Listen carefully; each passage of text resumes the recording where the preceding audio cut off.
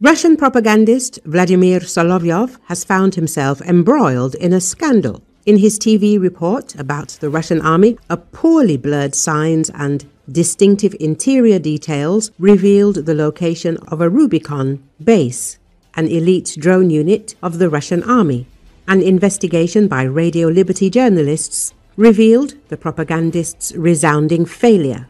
As it turns out, the base isn't located in a secret bunker at all, but in the Patriot Exhibition Center near Moscow, the very same venue that hosts military shows and tourist exhibitions.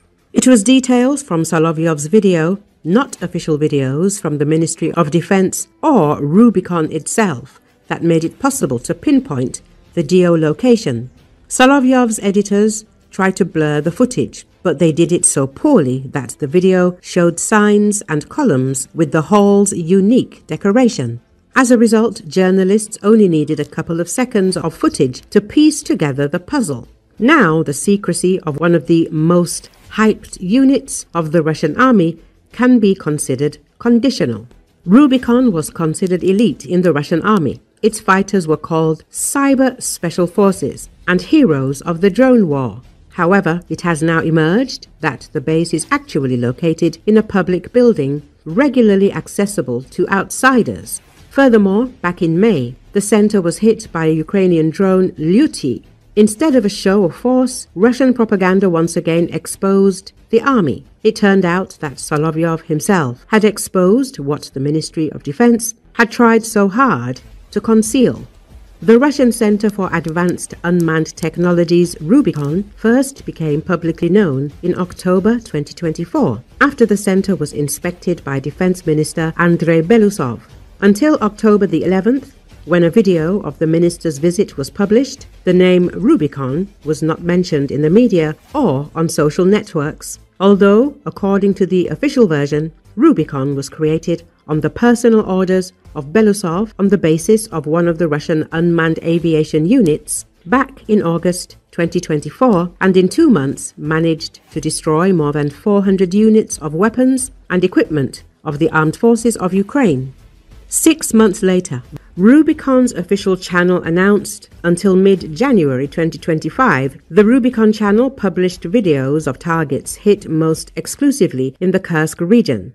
On February the 6th, the Ministry of Defense specifically mentioned Rubicon among the units participating in the counter-offensive against Ukrainian armed forces positions, and 3 days earlier, Vladimir Solovyov's program on the Russia 1 television channel aired a lengthy propaganda segment about the Rubicon Center. Rubicon soldiers claim credit for cutting off the Ukrainian army's logistics lines in the Sudza area.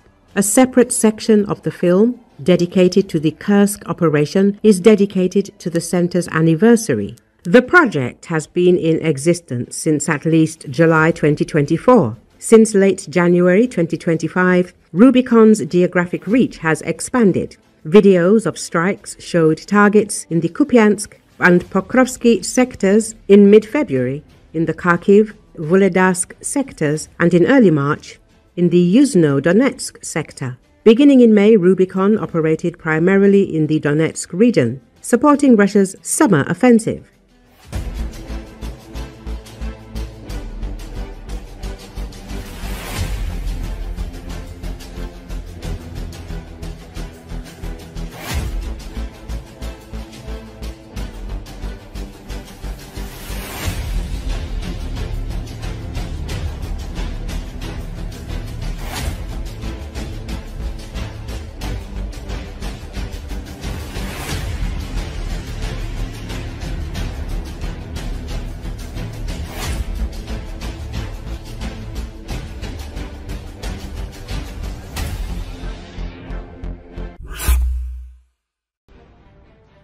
The Dobropilya offensive of Russian troops, which was loudly announced by Z propaganda, is rapidly turning into a failure. Units of the Ukrainian armed forces and the 1st Corps of the NGU Azov cleared the settlement of Pankovka, but, what is even more important, continue to move, creating an extremely dangerous situation for Russian units in this direction. Experts call the situation catastrophic for the Russian army. According to military expert Alexander Kovalenko, Ukrainian troops have successfully consolidated their positions in Pankovka and are fighting for Mayak and Novoteretsky.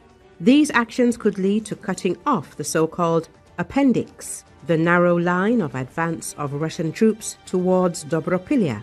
If the Ukrainian army cuts through this salient, units of 5 Russian brigades that are part of the 51st Army will be surrounded. Among them are the 110th Motorized Rifle Brigade, the 39th Separate Brigade, as well as units of the 114th and 132nd Brigades. Kovalenko notes that in case of encirclement, the Russians will lose significant forces, which could disrupt the entire operation in the Pokrovsk direction. Even now, the Ukrainian counter-offensive is eating up the enemy's initiative, and the occupiers' actions themselves look like a senseless throwing of people into a meat grinder. According to the expert, the Russian command is not making active attempts to strengthen this area, concentrating on other directions. This makes the likelihood of local encirclement even higher. The situation near Dobropolye is becoming a turning point, where the Russians try to demonstrate success. The Ukrainian armed forces are creating a real threat of encirclement and catastrophic losses for them. Recall, Russia's offensive around Pokrovsk has finally collapsed into disorganized, scattered assaults, exposing the total breakdown of its campaign. Seizing the moment, Ukrainian forces struck back with momentum, liberating another key town and turning the tide of the battle. The fighting around Pokrovsk has entered a new phase, where the intensity of Russian assaults on the flanks has clearly declined, and their once grand offensive has fractured into scattered, uncoordinated attacks. What remains is little more than small groups probing Ukrainian defenses, seemingly just to avoid a complete halt that would openly expose the failure of the Russian campaign. On the western flank, near Udachne, Russian efforts have been reduced to chaotic infiltration attempts without any combined arms support. On the eastern flank, near Mirnorad, the story is much the same, with piecemeal assaults ending in abandonment of vehicles and panicked retreats under Ukrainian fire. The larger picture is unmistakable, as the Russian encirclement attempts around Pokrovsk have fallen apart. Ukraine has seized the opportunity to strike back, and near Udachne, the lack of Russian coordination was turned against them. Ukrainian forces launched a deliberate push, clearing the settlement and raising the national flag over its center. What had been temporarily filled with scattered Russian infiltrators was retaken swiftly, with videos showing Ukrainian units inside the village. Overall, Russia committed significant resources and manpower to the Pokrovsk axis, throwing battalion after battalion against Ukrainian defenses. Yet, every thrust on the western, eastern and northern flanks has collapsed, leaving nothing but wrecked vehicles and soaring casualty lists. To distract from this, commanders have resorted to sewer infiltrations and other theatrics that fail to alter the battlefield balance.